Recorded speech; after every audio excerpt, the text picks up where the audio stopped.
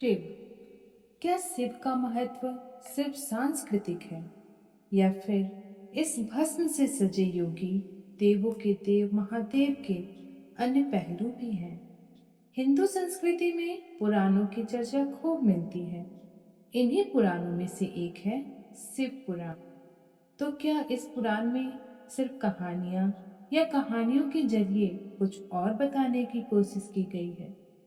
जिस विशाल खालीपन को हम शिव कहते हैं वह सीमाहीन है, शाश्वत है, मगर चूंकि इंसानी बोध रूप और आकार तक सीमित होता है, इसीलिए हमारी संस्कृति में शिव के लिए बहुत तरह के रूपों की कल्पना की गई।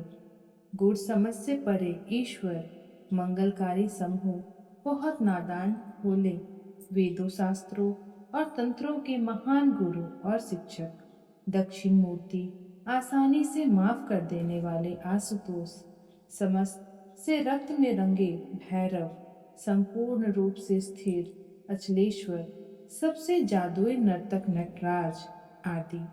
यानी जीवन के जितने पहलू हैं उतने ही पहलू शिव के बताए गए हैं। आमतौर पर दुनिया के ज्यादातर हिस्सों में जिस चीज को लोग दैवी या ईश्वरीय मानते हैं उसे अच्छा ही दर्शाया जाता है।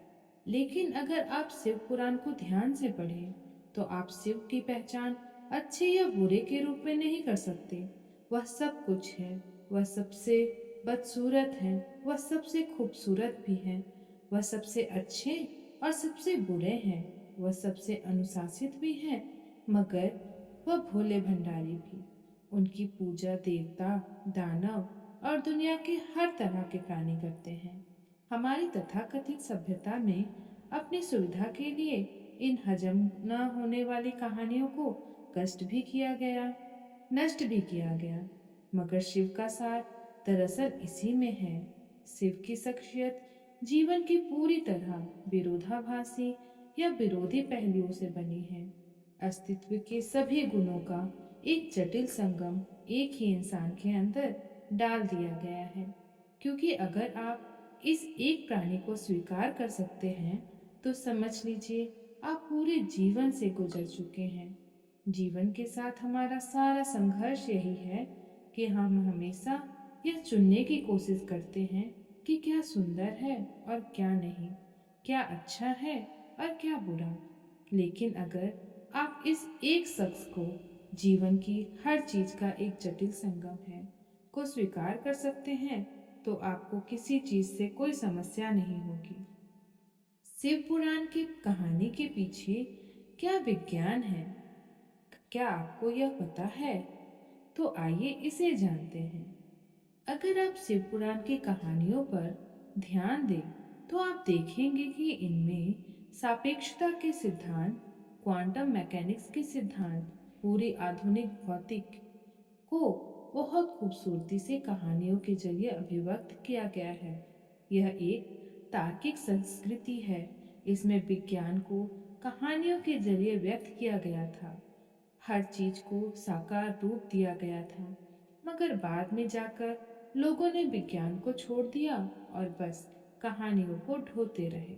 उन कहानियों को पीढ़ी दर पीढ़ी इस तरह बढ़ा चढ़ाकर पेश किया जाता रहा कि वे पूरी तरह मूर्खतापूर्ण लगने लगी।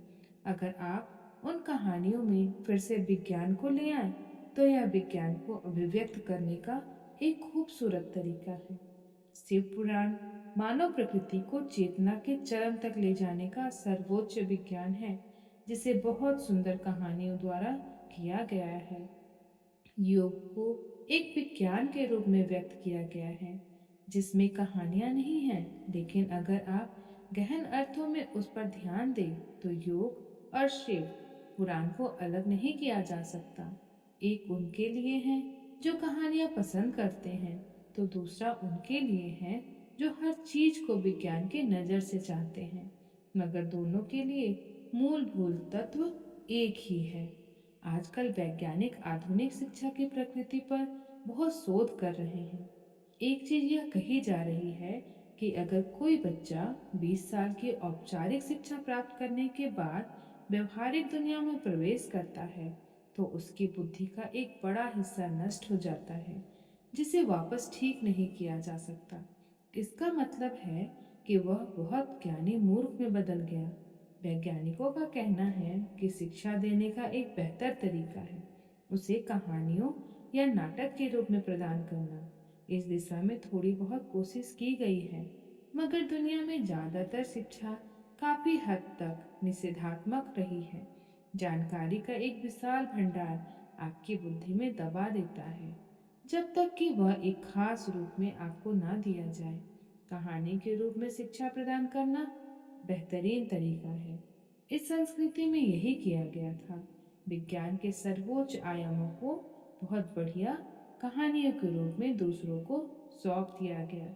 यदि आप शिव पुराण को ध्यान से और मन लगाकर पढ़ेंगे तो आपको समझ में आएगा कि जिस विज्ञान के ऊपर आज तरह तरह के लोग शोध कर रहे हैं वह सब हमारे पुराणों और संस्कृति में बहुत पहले ही बता दिया गया है।